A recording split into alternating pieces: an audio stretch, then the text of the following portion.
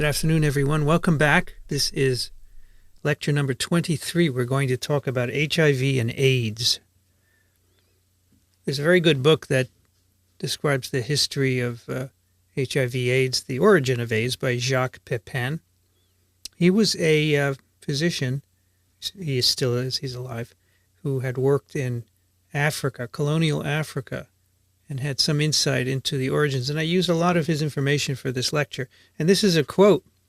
This tragedy, referring to the AIDS pandemic, was facilitated or even caused by human interventions, colonization, urbanization, and probably well-intentioned public health campaigns. And we'll get into that today. So the first inkling that something different was going on is in this Morbidity and Mortality Weekly Report from October, well, it was published June 5th, 1981.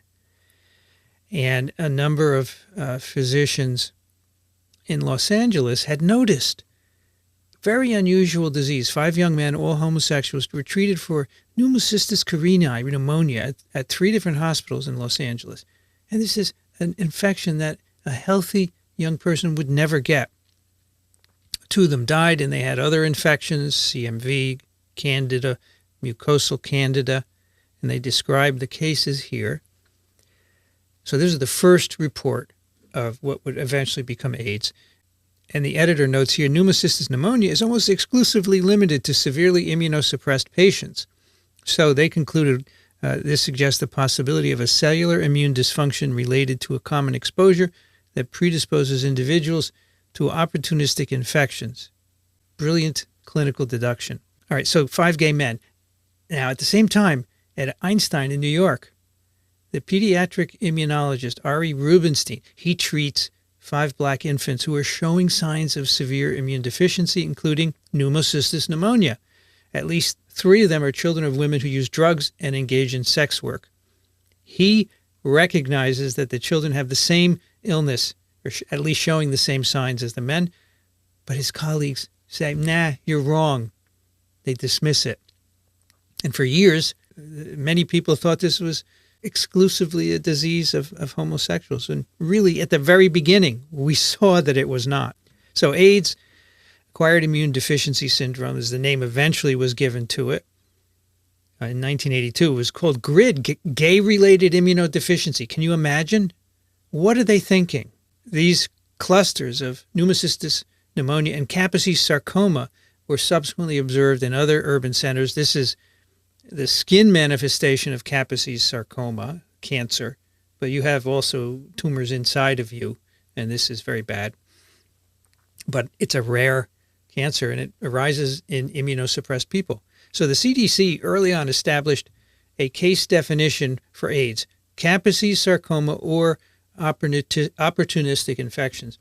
And then using that, they found more and more and more evidence of infections throughout the U.S. And finally, in 1982, they changed the name to AIDS because it was becoming very clear it was infecting babies born to drug-using mothers. It was transmitted to people who received blood products because for a while, the blood centers did not believe that it was an issue. They didn't test their blood for it. The virus was isolated in 1983 from a lymph node of a patient with lymphadenopathy, swollen lymph nodes, in Paris by Montagnier and Barré-Sinoussi. They got the Nobel Prize for that in 2008. Was not identified by Robert Gallo in the U.S. He got something, but it was a contaminant from the Paris samples. So they rightly were given the Nobel Prize for discovering that HIV-1 is a lentivirus, a retrovirus. So both the electron microscopy and sequence analysis revealed it to be a member of a known group of retroviruses. So let's take a look at that. We've talked a little bit about retroviruses before, of course. Retroviridae is the family. Then there's a subfamily, and within it, various genera, including the alphas, which has the 2 viruses we talked about, avian leukosis and Rouse sarcoma. And then we have HIV 1 and 2 here in the lentivirus, a brand new genus. So we have now 2 distinct group of human retroviruses.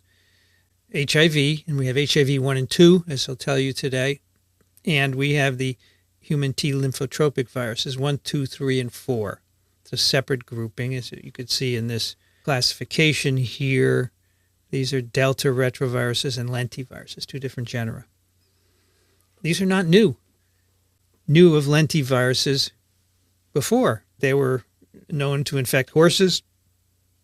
Equine infectious anemia virus, discovered in the early 1900s, causes a fatal immunodeficiency of horses. There are also bovine, cat, and goat immunodeficiency viruses, so nothing new. And in fact, a very prominent virologist who studied feline immunodeficiency virus was one of the first to say, this is an immunosuppressive retrovirus. So, working on these obscure non-human viruses is important, as I've said before. So that's what the HIV particle looks like. It's a bit different from the retroviruses, Rouse and avian leukosis viruses. The nucleic capsid is kind of conical shaped, but it has 2 RNA molecules in it of plus polarity, and the particle, of course, contains a reverse transcriptase, integrase, protease. It's enveloped and has spikes in the envelope. And the genomes of HIV 1 and 2 are shown here. This is the provirus, the DNA integrated into the host, 2 LTRs, and then in the middle, DNA encoding the GAG protein, the structural proteins, the POL, RT, and integrase, etc., and the envelope. And those are coding regions common with all retroviruses. But then these viruses have lots of smaller coding regions, as you can see here. That's why we call them retroviruses with complex genomes.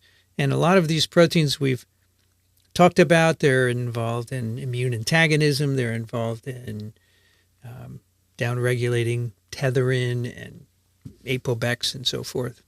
So acquired immunodeficiency is a syndrome, which is the occurrence together of a particular group or pattern of symptoms that's characteristic for a disease. That's what a syndrome is. And HIV causes AIDS. There is no question about it. I get emails every day. People who tell me HIV does not cause AIDS. It's never been proven. The virus has never been isolated. Blah, blah, blah. It's a bloody waste of time. Get with your life, folks.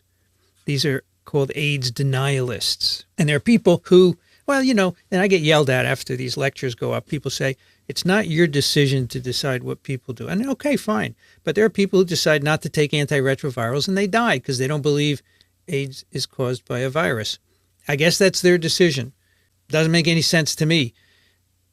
The hypothesis that HIV causes AIDS, if you really need proof beyond what we know, it's been tested by inadvertent infection of people with contaminated blood. There are many examples of elderly individuals who have no risk factors for AIDS getting a transfusion during surgery, and they develop AIDS 6 to 8 months later because the blood hasn't been tested. I don't know what more you want from that. I want to just give you some numbers before we start talking about the biology, because this is a huge pandemic. Now, it has developed more slowly than the COVID-19 pandemic, right, which is developed in a year. This has developed since 1981, actually before that, as we will see. But a lot of people have been infected and died. In the U.S., it's killed over 600,000 people, which, of course, exceeds all the U.S. combat-related deaths in all the wars fought in the 20th century. And that would include World Wars I and II, and Vietnam War, Korean War. Right now, 1.14 million people are living with HIV in the U.S., and 1 in 7 don't know it. They're infected, but they don't know it. They will find out when they get symptomatic. 2018 is the last year where we can get numbers. Usually I can get a year ago, but now because of the pandemic, the numbers aren't updated. There were 37,000 new infections in 2018. This is in the U.S. 69% of those were in men who have sex with men. 24% were in heterosexuals, and 7% intravenous drug users. So here's a breakdown by charts. 2018 new infections by age here. You see the main age group, 25 to 34, and still, but even younger and older. And these people, if they survive, and they should because antiretroviral therapy can keep them living their entire lives, they will have to take drugs the rest of their life. And here is a breakdown by demographics. you can see men and women, mostly men, contracting in the U.S. in 2018, and Black, African-American, male-to-male sexual contact, the most infections, followed by the same kind of contact in Hispanic, Latinos, and whites. Global numbers are here. People living with HIV in 2018, about 38 million people. That's a lot of people. 1.7 million newly infected globally, and 800,000 HIV-related deaths. And that's a lot. That's 4,600 new infections a day, 190 per hour. In the course of this lecture, we're going to have 190 new people globally infected with HIV-1. And this is a pandemic that most people have forgotten about. You know, early last year, I was on interviews talking about the COVID pandemic, and nobody remembered that we're in the middle of an AIDS pandemic. So here, just the same numbers broken down at 38 million, the newly infected and deaths, and then break it down in adults. So most of the infections are in adults, kind of globally evenly split between women and men, very different from the U.S. And then look at this, children less than 15 years of age, 1.7 million, and 100,000 deaths in kids, which most of them, in the younger age at least, have gotten it from their moms during birth. By WHO region, most of the infections, people living with HIV, are in Africa. That's where it began. It's been there the longest. The Americas, Southeast Asia, Europe, Eastern Mediterranean, and Western Pacific. So no one escapes it, but there are certainly some areas that have a higher prevalence than others. And then we have distribution by populations. So we have sex workers, 6%. These are the global numbers. People who inject drugs, 12%. Gay men and other men who have sex with men, 17%. Transgender women, 1%. And then clients of sex workers and sex partners of other key populations, 18%. And then everybody else is 46%. But we've been really good at controlling the outbreak. We know how to control it, but it's sexually transmitted, as you will see, and so we know how to control it, but yet, sex workers do not take care of themselves. We do education, and that helps avoid new deaths, infections and deaths, and we have drugs. So you can see here in red that people newly infected, it peaked in the late 90s and then started to go down. So we're on a downward trend, which is good. So that's a consequence of prevention, right? You tell people what they should do: wear condoms, have safe sex, etc. Don't use drugs. If you use drugs, you get a new needle each time and so forth, and that can help. And as a consequence, the deaths go down. So you see there's a lag between the peak in deaths and the peak in new infections, and that's because the disease takes a long time to develop and kill you, as you'll see. We now have triple drug therapy. We talked about this, the logic of this, when we talked about antivirals. In countries with money, this has slowed the pandemic for sure. We're just getting around to giving it to countries, giving these drugs to countries that don't have money. And so here is a graph of antiretroviral therapy over time, the coverage globally from 2000, where you see was very low, to the current rate, 62%, which is good, but we need to be at 100%. We need to get this where it's needed. But we don't have a cure. You cannot clear virus from an infected individual. Once you're infected, about 2 weeks after that initial infection, that's it. The virus is latent in you. We'll talk about what that means, and you cannot clear it. There's no vaccine, so we cannot even block the primary infection. People are working on it. We'll have a few words to say about that later. And you cannot stop taking your antiviral drugs. Why is that? This is a retrovirus. It makes a DNA copy of its RNA genome. The DNA integrates into cells, and many of the cells are killed by infection, so that's of no consequence. But many of infected cells are hematopoietic precursors in your bone marrow that give rise to all of your immune cells. And in those cells, the provirus is silenced. So it doesn't replicate, it doesn't kill the cell, and the DNA remains. Those are long-lived progenitors. And any T cells that arise from them are going to be infected and produce virus. So if you don't take your drugs, the virus will overwhelm you. You got to keep taking them. We talked a little bit about drug resistance. Resistance continues to appear. Drugs are expensive. So lots of issues, but in the end, it's good that we do have a way to control it, but it would be nice to be able to vaccinate people and prevent infection. Now, let's talk about where this came from. We first picked it up in 1981. As you know, all human viruses come from animals, so let me tell you where it came from. So after it was discovered in 1981, people in all countries started to say, do we have this? And a blood test was done early on, so then you could take serum and say, have you been infected? Look for either antigen if you want to look at an ongoing infection, which it always is, right? Because before drugs, we couldn't control it, or antibodies. And the first studies in Africa, in Zaire and Rwanda, showed that AIDS was very common in these cities, Kinshasa and Kigali, where 90% of sex workers were infected. Can you imagine? We had no idea. So this has obviously been going on a long time. 90% of the sex workers are infected, and we have no idea. But when did it start? So then you go back to archival samples, and looking at some of these stored in different African countries, suggested that the virus was present in the 60s and 70s in Central Africa, but not in West Africa and not in Eastern Africa. And a serum sample that was frozen in 1959 from a male in the DRC was found to be positive in 1998. Actually, they cloned the genome out and sequenced it. And then a lymph node sample from a female of the same country was found to be positive in 1960. So those are the earliest, at the time, samples that we had. And we could use that to calculate a molecular clock. These two viruses differed by 12%. These are two viruses isolated about a year apart.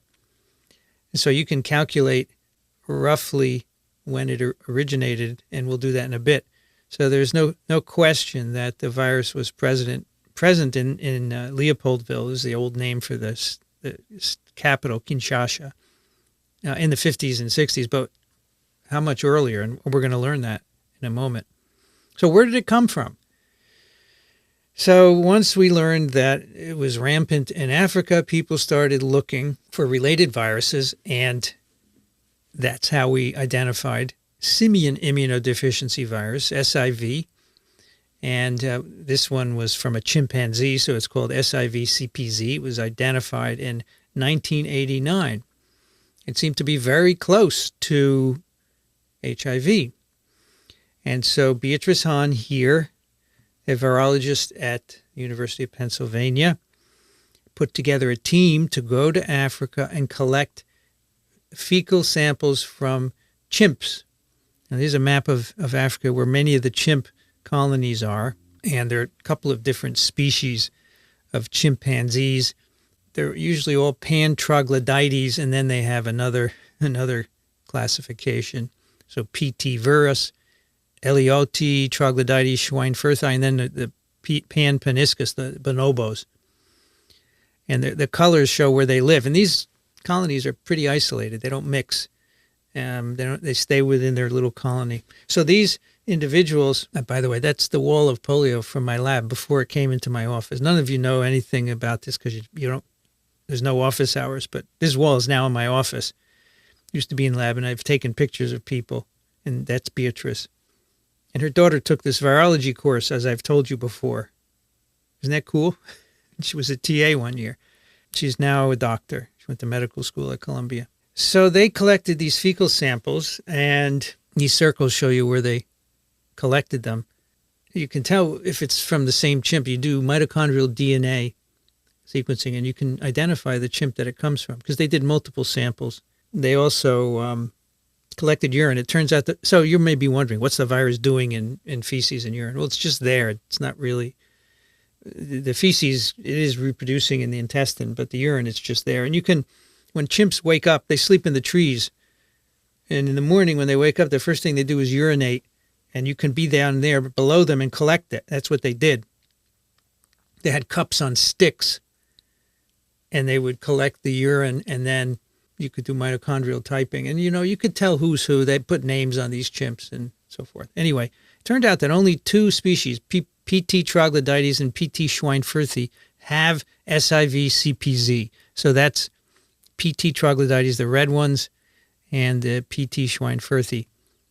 The others did not have SIV in them. And so they were able to isolate these viruses and sequence them. Now, what is SIV?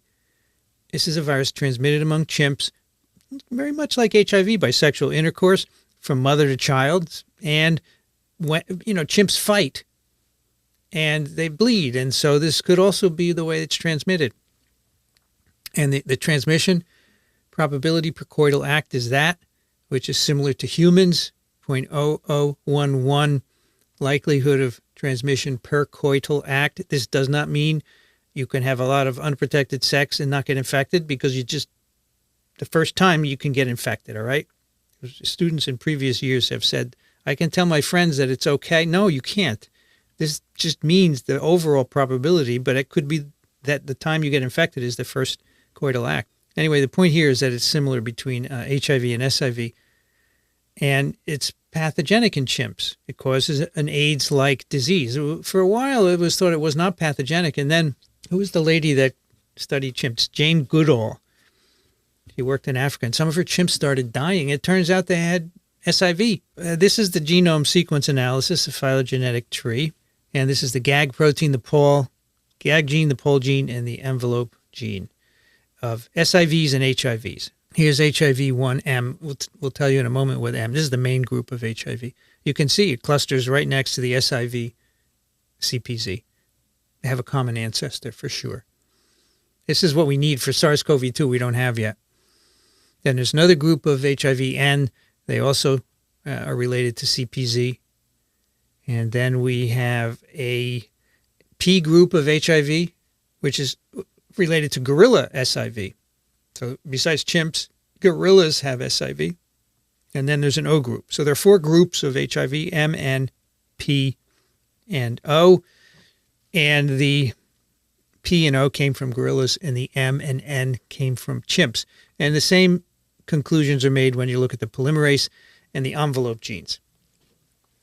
Okay, so it looks like HIV is a zoonotic infection from either chimps or gorillas, and it was SIV. SIV is the ancestor. So what happened here? Well, after much work and isolation of viruses, this is the story that emerged.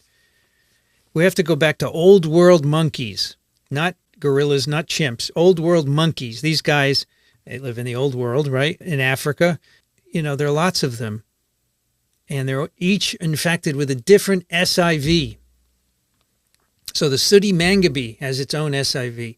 Sykes monkey has its own SIV. The vervet, if you ever hear of Vero cells, they're made from this kind of monkey. They have their own SIV. And you can see they're named here, SIV ver, SIV mandrill.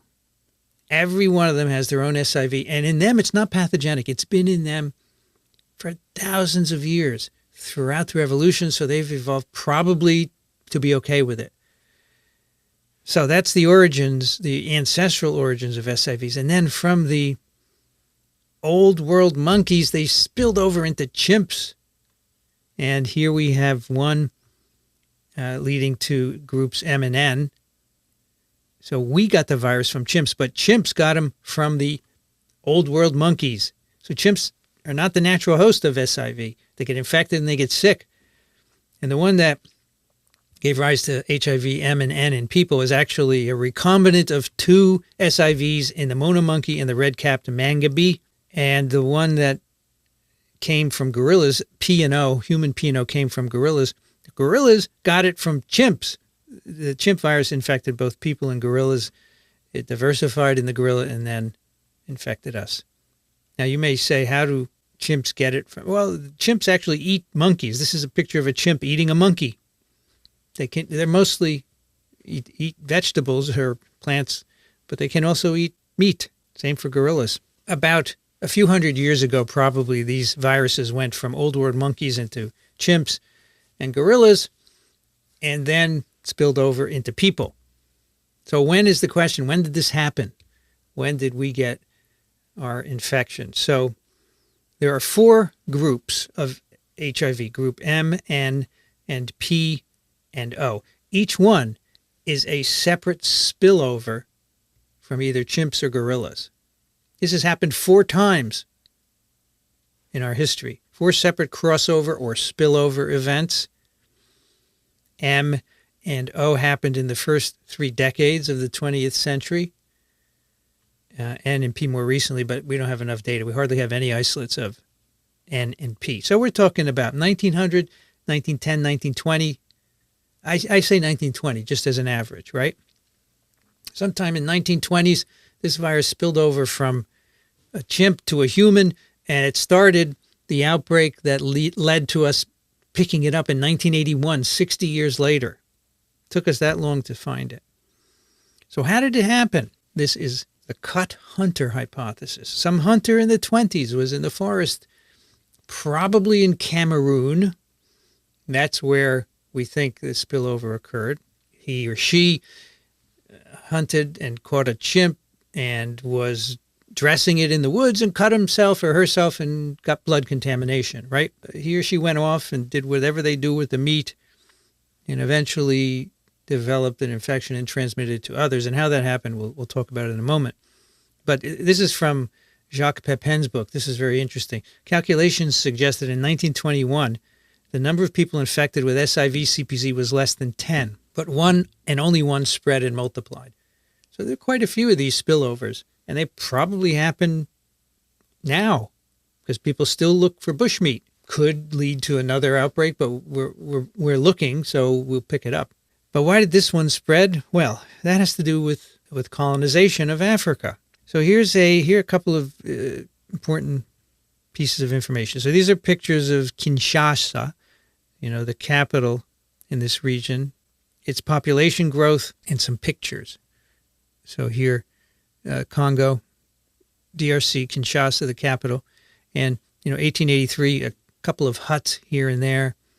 1896, you get a little more activity. There's a river going through here, and that was where all the settling happens. In 1961, huge numbers of people, and now in 55, it's a modern city. And so these cities, this is just an example, they grow in population. So here's Kinshasa population, and that's the circle. And you can see by the 40s, it shoots up. And other population centers, these other cities here, are also shooting up in population. In the 1800s, most of these parts of Africa was tribal. You had tribes of people living off the land, hunter-gatherers. And then they began to congregate in cities. So you can imagine that this cut hunter, he or she is hunting, then travels to Kinshasa to maybe sell his wares. And as these cities grew, one of the things that happens when a city gets bigger and bigger, you have brothels. So maybe the hunter went there and got a sexually transmitted disease. So he went to a clinic, and there he contaminated the needles that they didn't autoclave, and they spread it further. Whatever virus that person had, the cut hunter had, was amplified by non-sterile syringes, sex. Some women had 1,000 clients a year. We have no idea that this virus is there in the 20s, 30s, 40s, 50s, 60s, 70s, right? So these things happen, and the virus is spreading like wildfire. And part of this is from European colonization, because every country in Europe said, we need to have a piece of Africa. And so they went and took a country.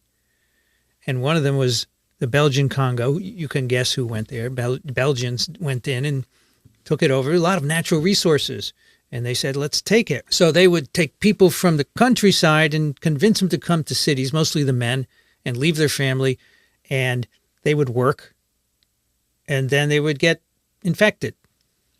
Now, the Belgian Congo, in the 1960s, they revolted. They said, get out. So they kicked them all. They kicked the Belgians all out.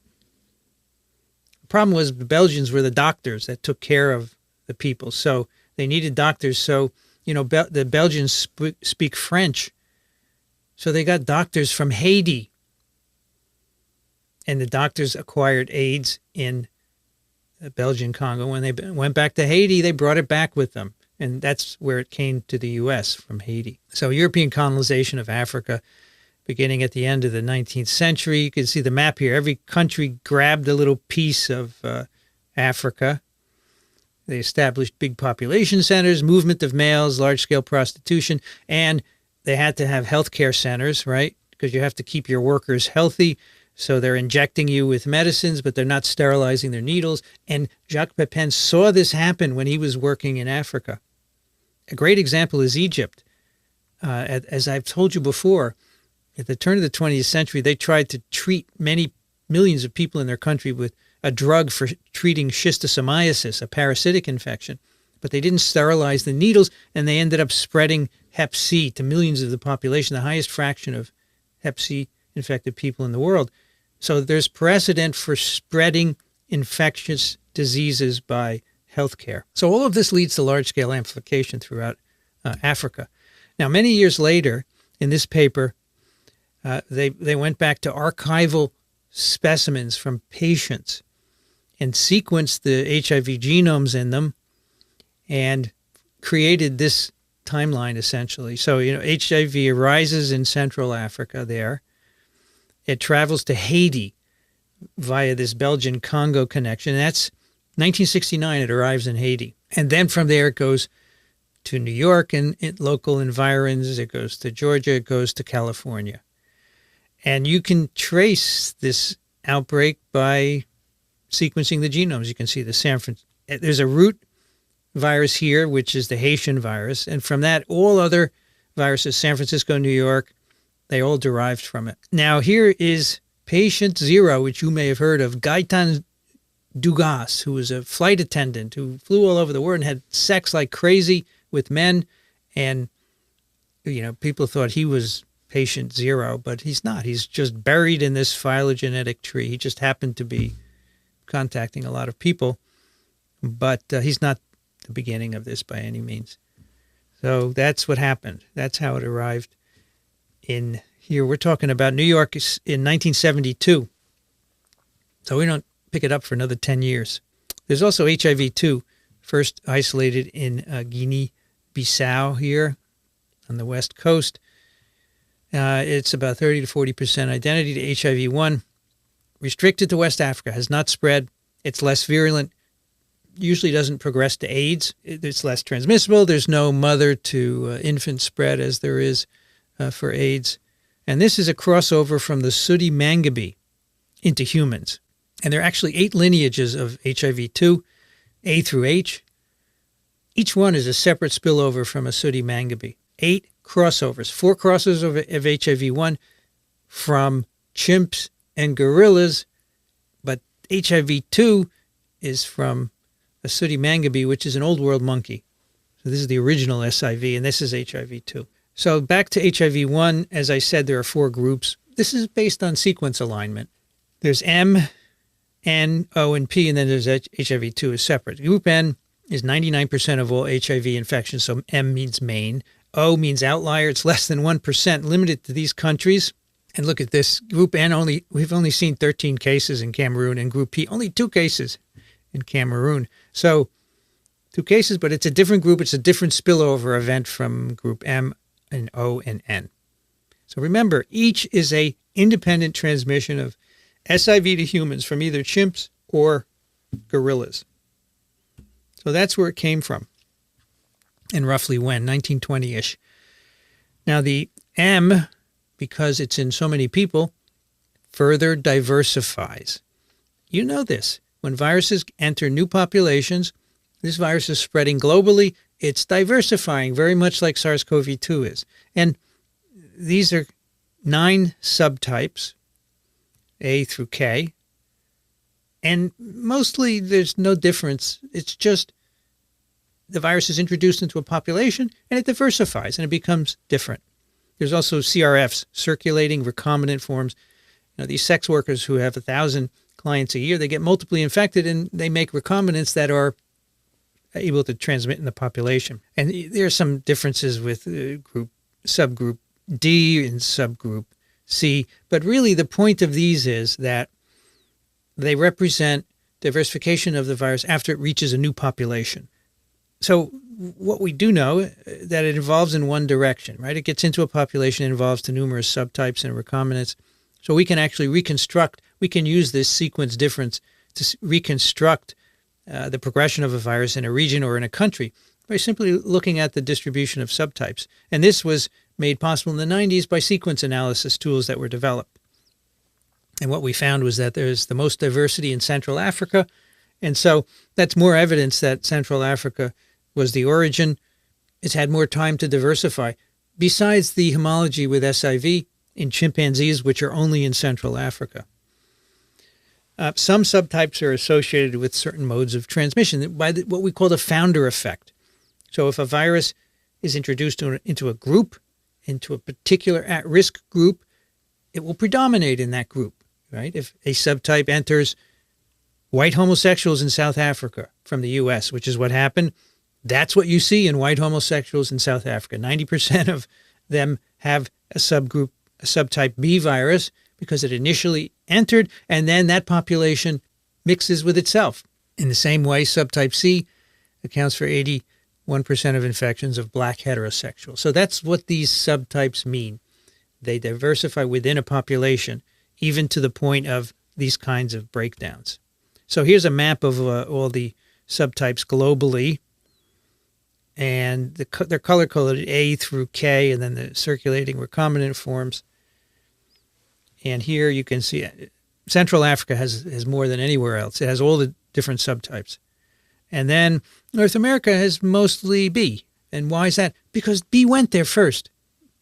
B went to Haiti and then to New York. You can see Haiti has mostly B. It's a founder effect. There's nothing special about it. And other countries have other combinations depending on what went there and where in those countries. The C subtype is 48% of all the global isolates. All right, how's this transmitted? Sex, intravenous drug use, and at birth. Mother to child, the R0 is 2 to 5. It is not spread by respiratory droplets. It is not spread by fecal-oral contamination. It is not spread by vectors. No flies, no mosquitoes, no ticks, none of that. And here's some breakdown of the transmission based on geographic location, and it differs. So in Western and Central Europe and North America, most of the transmission is men having sex with men, and next, sex workers and their partners, and then intravenous drug uses. But look at Eastern Europe and Central Asia, the most is injecting drug users and then sex workers. And men having sex with men is just 21%. So that's interesting that it differs depending on where you are. And finally, mother to child at birth is about 5% of all transmissions. Now, transmission, this is not a terribly infectious virus. It's pretty easy to inactivate. Air drying, heating, bleach, alcohol, extremes of pH. And so all of that doesn't matter because sex and intravenous drug use bypass all of these. The virus is not out there. It's not shed, right? It's not heated or bleached or anything. So that's the thing about sexual transmission or putting virus into yourself with a needle.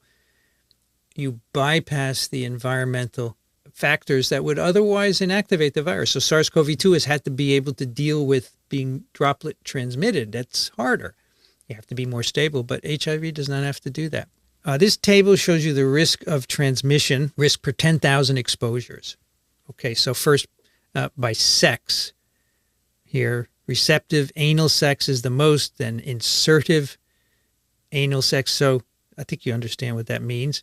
Then we have receptive penile vaginal sex and insertive.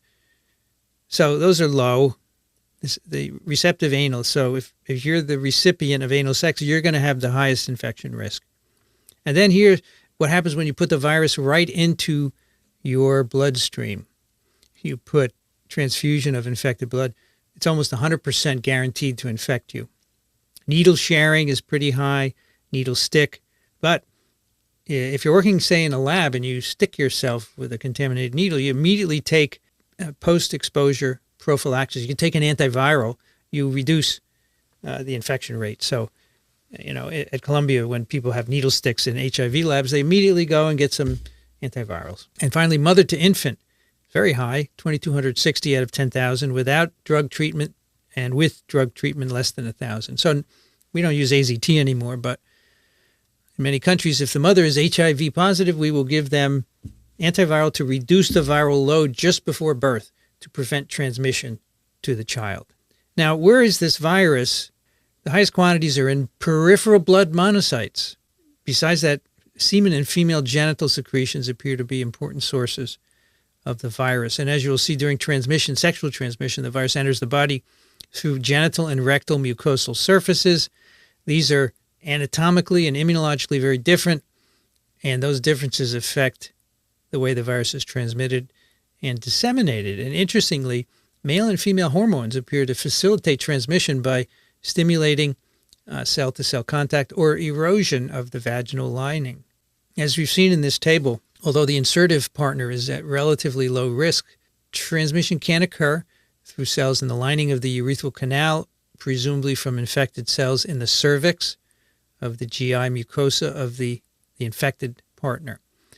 Uncircumcised male have a twofold increased risk of infection, and studies have shown that the foreskin may contain high concentrations of immune cells that are susceptible to infection. Now, this is a virus that requires two receptors to get into cells. The major, the main one receptor is CD4, and a major co-receptor is the beta chemokine receptor, CCR5. Viruses with envelope proteins or spike proteins that bind this co-receptor are called R5 tropic.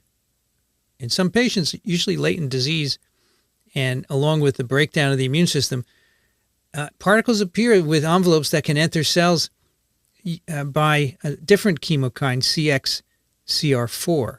These are called X4 tropic envelopes. And we don't understand why this switch occurs. It comes after extensive evolution of the virus in the host, the emergence of actually viruses that can use both co-receptors. The prevalence of X4 viruses also depends on the clade of the particular virus. There are also envelopes that facilitate entry into macrophages.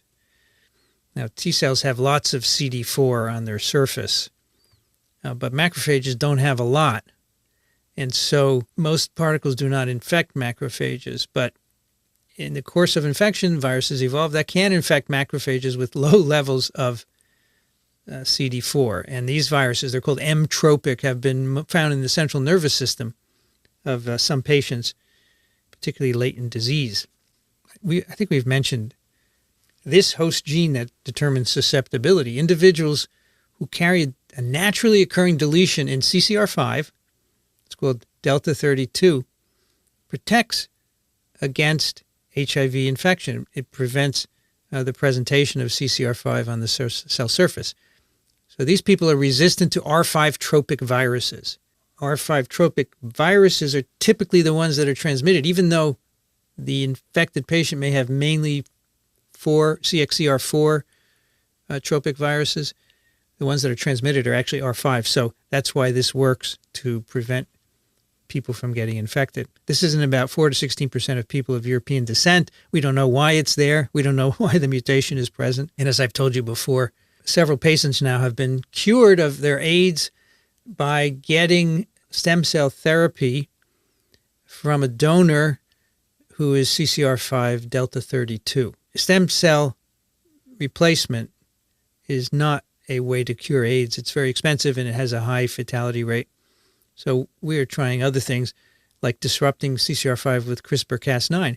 Apparently, it doesn't matter if you don't have CCR5. So we can design lentiviral vectors to deliver CRISPR-Cas9 to the right cells and disrupt the gene, hematopoietic stem cells. So that's one thing that might work in the future. So let's talk about the course of infection. The primary infection, the transmission could occur via virus or virus particles on their own, or perhaps infected cells, but we don't really know because it's hard to distinguish, right? Virus-infected cells always produce virus, so you never know in your experimental model what's going on. Now, much of what we understand about early events after transmission come from studying infection of macaques with SIV, and they have focused on vaginal routes of inoculation. In those kinds of studies, we find that free virus particles can initiate infection, both activated and resting CD4 T cells and the recipient partner are the initial targets. These cells lie beyond the mucosal barrier. Here's the mucosa, right? The mucus layer, the epithelial cells. We don't know how they become accessible to virus. Maybe abrasions of the epithelium during sex helps get the virus in, or lesions caused by other pathogens may help as well. But somehow the virus gets beyond this epithelial barrier, gets below the basement membrane.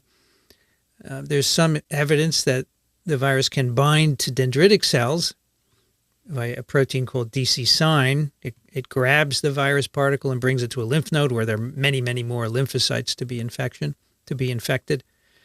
And infection of all these T cells, so the main target initially is the CD4 positive T cell, causes a lot of virus production, high levels of viremia dissemination throughout the body beyond where it initially entered. So if this is the rectal mucosa, it's now going to get into the blood and go everywhere. Wherever there's lymphoid tissue, this virus will reproduce. After about 6 months, you reach a set point of viremia. So that's shown here on this figure. So there are 3 phases to an HIV infection. We have an acute, a chronic, and an end phase, or end stage, or symptomatic phase. So in a few days after infection, particles are produced in large quantities by these lymphocytes in lymph nodes, and that causes the lymph nodes to swell, lymphadenopathy, flu-like symptoms you may have at this initial infection. That lasts a few weeks. The virus loads go down, the symptoms go away. By 3 to 4 months, viremia is usually reduced substantially. So we're looking at viremia here. Small bursts of virus particles appearing in the blood from time to time. And this degree of viremia, it's called the set point viremia, is a predictor of how fast the disease will progress in a particular individual. The higher the set point, the faster the progression. And the end stage, when you develop symptoms of AIDS, is characterized by a lot of virus particles, rapidly declining CD4 T cell population. It goes below 200 cells per mil. That's the definition of AIDS.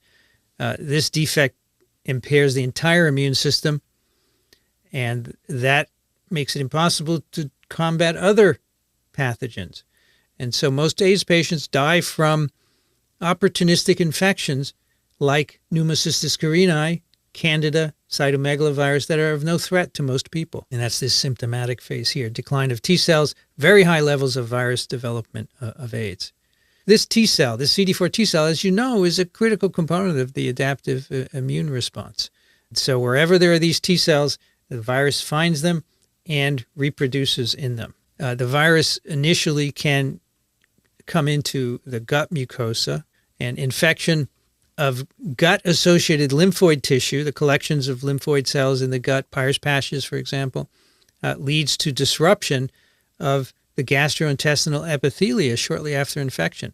And this loss of mucosal integrity leads to translocation of gut microbial products. So here's the intestinal lumen, right? There are lots of bacteria in there. So we get a leaky gut as a consequence of infection of the lymphoid tissues, and that allows microbial products to translocate into the subepithelial tissue. And these products, like lipopolysaccharide, further activate the immune system and cause a systemic immune activation, which contributes to disruption of the immune response. Here's a picture of the GI-associated lymphoid tissue after infection. So this is an uninfected individual. So this is a scope picture of the intestine. And all these yellow areas, these are collections of lymphoid cells, Peyer's patches. That's normal.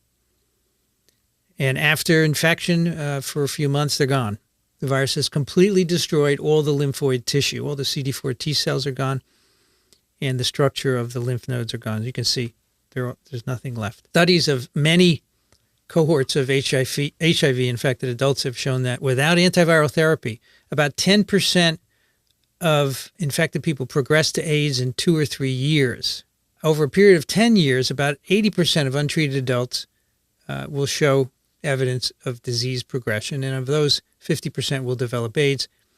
Less than 5% of patients remain AIDS-free, and they're called long-term non-progressors. So this is the typical progressor, the initial infection, clinical latency, and AIDS. can be up to 10 years here. And then the rapid progressors progress to AIDS within months for reasons that we don't understand. So typical progressors, rapid progressors, and non-progressors. They get infected. They have low levels of virus. The CD4 cells never change, and they're healthy. So what are these individuals? Non-progressors or elite controllers. They're people who maintain normal CD4 counts and detectable viral loads for over 10 years in the absence of antiretroviral therapy. About 1 in 300 infected persons are these. And of course, we'd like to know why this happens, right? What's special? Can we use that to our advantage? And about 20% of these are associated with favorable HLA or MHC types. HLA is polymorphic. Everybody has a slightly different MHC. And so these are associated with long-term non-progressors, also some T-cell responses to GAG, genetic differences in chemokine receptors may be part of it.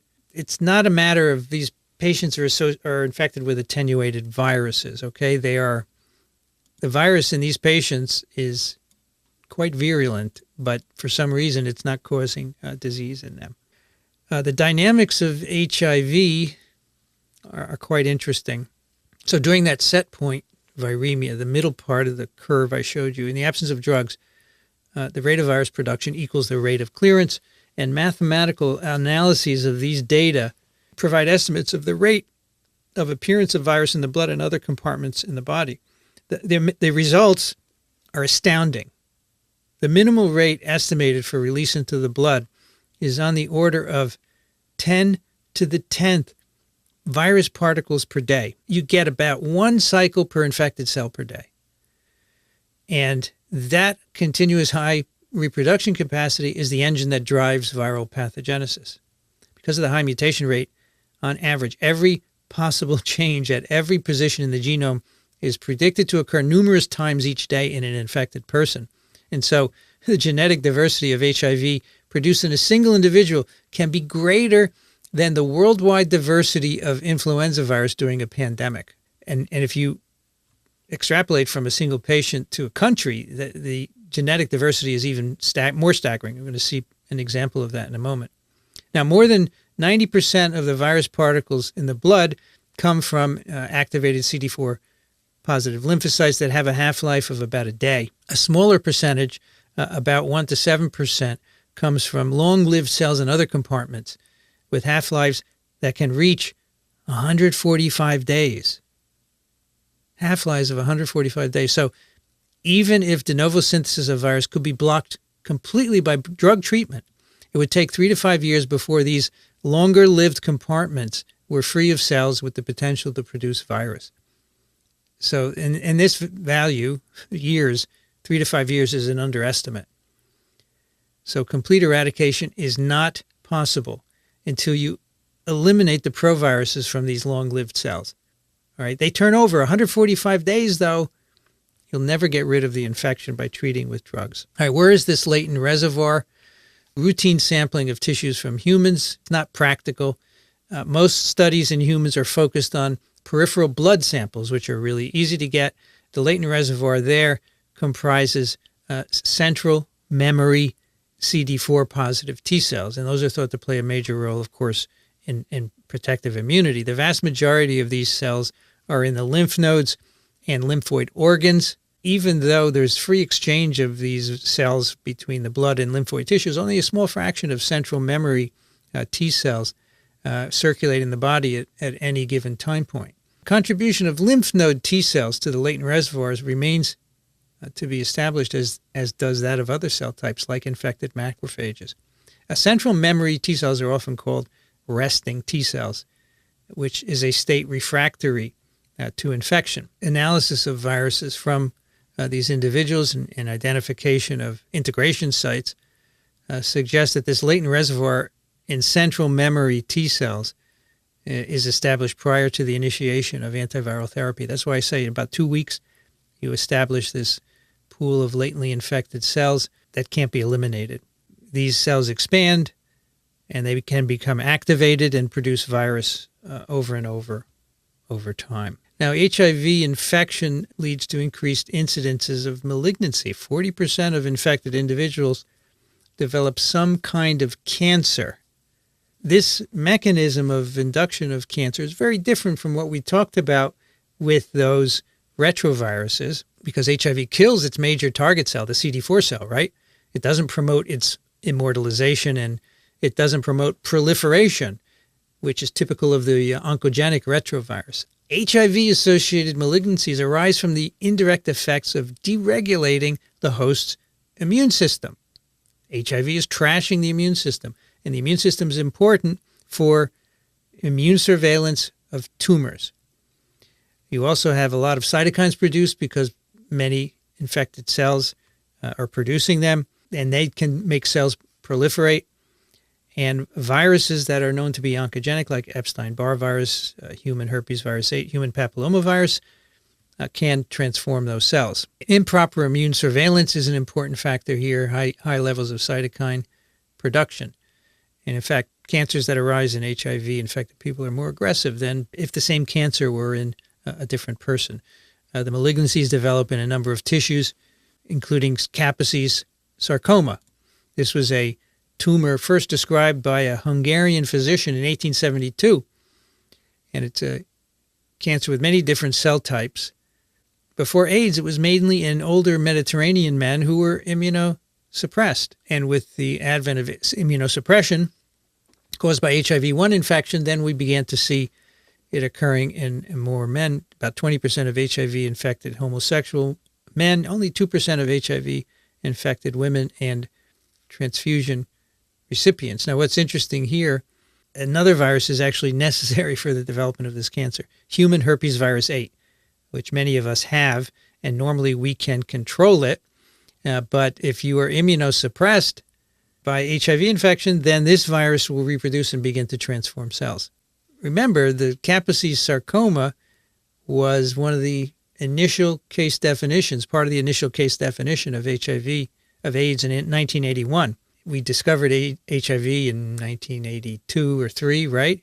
But HHV8 was not discovered until many years later, actually by a pair of physicians at Columbia Medical Center. So infection of macrophages and CD4 cells leads to production of cytokines that can enhance proliferation of other cells, like I've mentioned, such as B cells, endothelial cells, epithelial cells.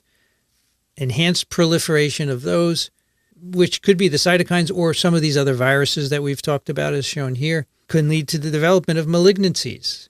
And in some cases, like B-cell lymphomas and Kaposi's sarcoma, ongoing cytokine production by the tumor cells themselves maintains the malignant state. So let's end up with some thoughts about whether an HIV vaccine is possible. So we do make an immune response to HIV. Here's a graph showing viral load in a patient. Remember that initial acute phase, and then the viral titers go to the set point, and then many years later, the onset of AIDS. But in the intervening years, there is antiviral immunity. We make antibodies, we make T cells. How does the virus persist in the face of this immunity? Why does it win in the end? We do know that superinfection occurs less frequently than initial infection. Many of the sex workers are infected over and over again, but they're typically not superinfected as much as that initial infection. So there must be some advantage of immunity. One of the problems is that HIV escapes from neutralizing antibody in each patient. You know, we talked about how influenza virus escapes immunity in a population level. But HIV does it on a patient level. We are infected with the purple spike-bearing virus, and we make antibodies to the purple spike. But by the time those come up, the virus has changed to another spike, which is not recognized by those antibodies. Okay, it's an orange one, and so we make orange antibodies, but by the time those antibodies come up, the spike changes. This goes on continuously during infection. So the virus outstrips the antibody response. Now, many vaccine trials have been attempted. They've all failed pretty much. This is the only one that showed any efficacy. It's called RV144. It's a very famous trial done a number of years ago in Thailand. 16,000 adult volunteers Thailand, a country with very high rates of HIV infection.